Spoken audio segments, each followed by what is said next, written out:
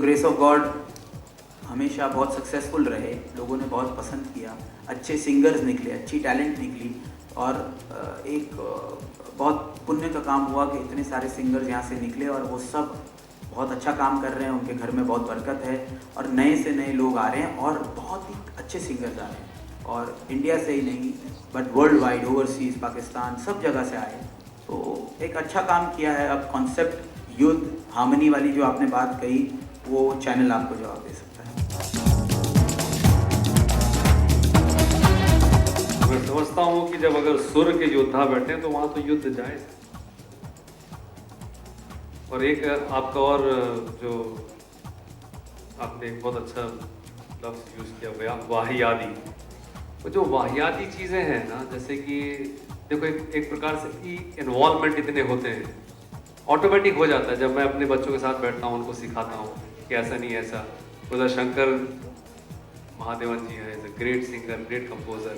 तो क्या होता है कि नोक झोंक हिमेश है, प्रीतम है, तो जो नोक झोंक थोड़ी बहुत अगर अपने बच्चों के लिए नहीं करेंगे तो बाजू वाले के लिए थोड़ी करेंगे। राइट?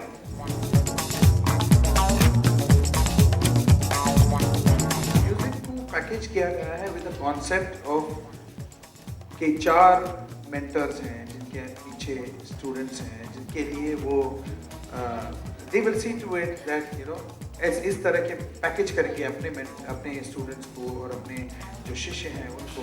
और तो at the end of the day there is melodrama as you said sometimes, लेकिन I would say that most of the times इतने हम लोग वहाँ बैठ के जब वो गाते हैं, कुछ हो जाते हैं, वी डू गेट इन्वॉल्व, उस सिचुएशन में इन्वॉल्व हो जाते हैं और उसमें कभी कभी क्या हो जाता है, that becomes also entertaining to the audience. कभी-कभी ऐसा हो जाता है, but the truth is it is all part of the show.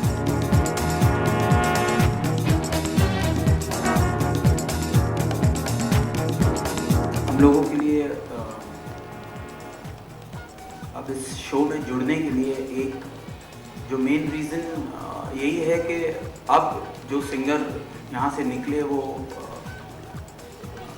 जिस लेवल के सिंगर्स निकले हैं अब उससे कम से कम 10 गुना और बेटर निकले। पहले एपिसोड हमने शूट किए हैं और एक एक्सपेक्टेशन लेके हम लोग बैठे थे वहाँ पर कि ये कंटेस्टेंट्स इस हद तक गाएंगे, ऐसे परफॉर्म करेंगे। यू हैव सडन ऑलरेडी एक नोशन है, उस एक्सपेक्टेशन से हम बैठे थे, but we were shocked at the way the participants perform किया उस दिन।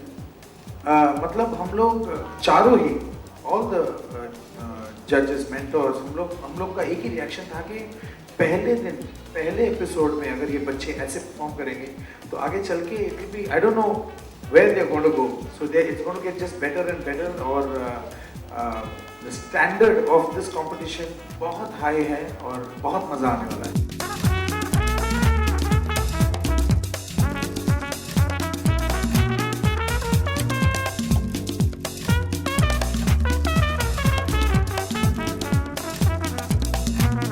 सुलझे हुए हैं और चारों अपनी अपनी जगह पे गुणवान हैं, तो टकराव का होता है जब एक कूड़ कोई आ जाता है बीच में, तो यहाँ वो चीज़ें नहीं हैं। और जैसा कि हर किसी का एक अपना उद्देश्य है, अपनी एक बोलते हैं ना कि मेरी पसंद अलग है कि मैं एक ओरिजिनलिटी देखने वाला हूँ सिंगर्स में।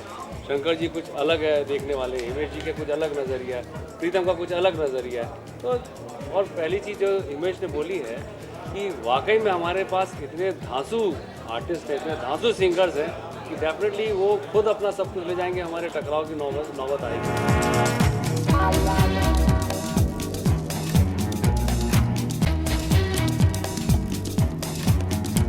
ओवरऑल ह्यूमन लेवल पर तो सारेगामा ज़्यादा कनेक्ट करता ही है, तो बल्कि हम इमोशनल साइड पे ज़्यादा रहेंगे क्योंकि फाइनली हमारे देश के बच्चे हैं, तो उनके साथ पॉजिटिव ही ज़्यादा रहने की बात रहेगी। हाँ, जो उनमें कमियां हैं वो क्लियर रखी जाएगी और जो टकराव है वो बच्चों के साथ तो कभी है ही नहीं, कॉन्सेप्चुअली नहीं है। टकराव है अच्छा बच्चा लाने के लिए अंदर अंदर म्यूज़िक डायरेक्टरों का लड़ना, जो भी सिर्फ एक डिफरेंस ऑफ ओपिनियन तक सीमित रहेगा। ना कि वो कोई और लेवल पर पर्सनल लेवल पर रहता है। तो कभी कोई डिफरेंस ऑफ ओपिनियन हो सकता है, वो कॉन्सेप्ट रिलेटेड ही है। तो कॉन्सेप्ट वो शो का इनहेरेंट कॉन्सेप्ट है, तो वो उस पॉइंट ऑफ व्यू से मैं बोल सकता हूँ कि नहीं मुझे ये चीज़ पसंद है, आदेश जी बोल सकते हैं ये चीज़ पसंद है। वो उनका वो पॉइंट ऑफ व्यू है जो वो टकराव दे सकता है, बट वो टकराव उस पॉइंट तक सीमित होकर वहीं दम तोड़ देगा, उससे आगे कुछ नहीं।